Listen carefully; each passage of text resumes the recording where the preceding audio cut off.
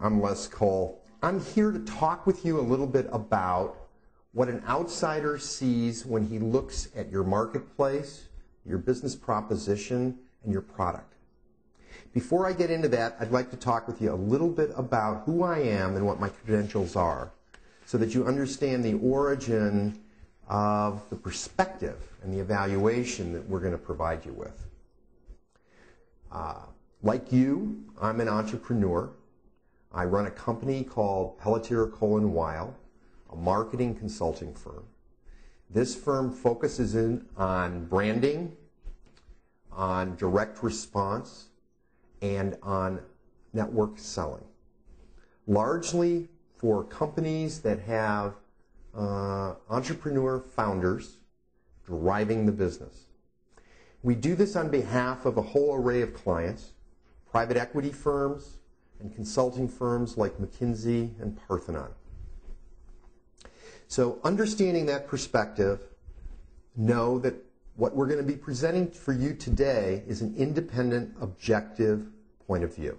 So what are we really talking about here? Well, when trends come together in a certain fashion, they reach a tipping point. When they reach that tipping point, then they become mainstream. When they reach mainstream, then that's the business opportunity that you want to seize and take advantage of. I believe that when you hear these trends, as we walk through them now, that you'll agree with me that this is the ideal moment to seize the opportunity. Okay, so what are those trends? Well, first off, workforce. There's certain characterizations of the workforce today. Also in regards to retirement, that workforce has certain attitudes and beliefs.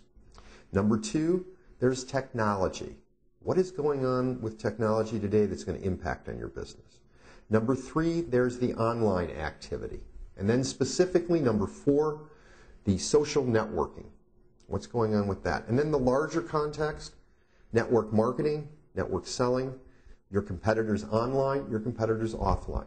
In technology, you have Time Magazine in the last couple of months talking about, we're looking at an explosion of productivity and innovation. It's just getting started.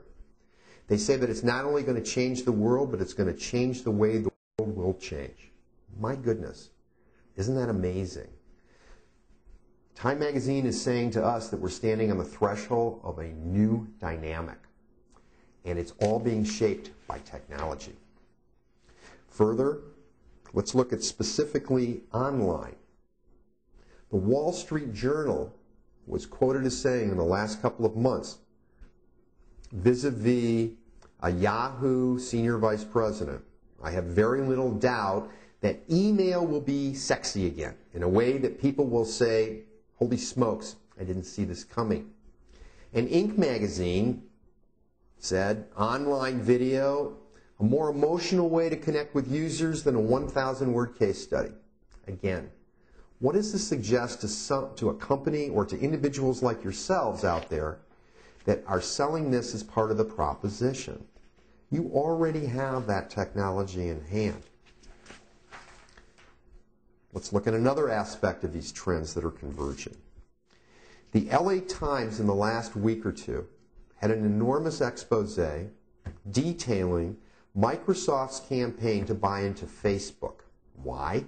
Because Facebook is one of the most dominant social networking sites today. They saw that as the key to expansion. We see the growth of these social networking sites, and let's take a look at this next slide to appreciate that. With Facebook currently being the 6th most visited website, with social network sites being 1 in 20 of web visits, all of this projected to grow 180% by 2011. What's fueling the growth? How is it all coming together? It's coming together because of special interests. Each one of these special interests will have their own market niche with their own social network. It's not just limited to the United States. Look at these global numbers. Facebook is today the majority of visitors and users, where it started out as a college site, are today foreign. MySpace has an increase of international usage up 72%. And Bebo, the latest music site, has an increase of 172%. The Wall Street Journal says it's a big draw because you can send email-like messages. It's a great secret that you guys should share, that you already have that capability in spades. Now let's look at the larger context. Network marketing in general and your competitors in online businesses and offline businesses. First, the category or the industry as a whole.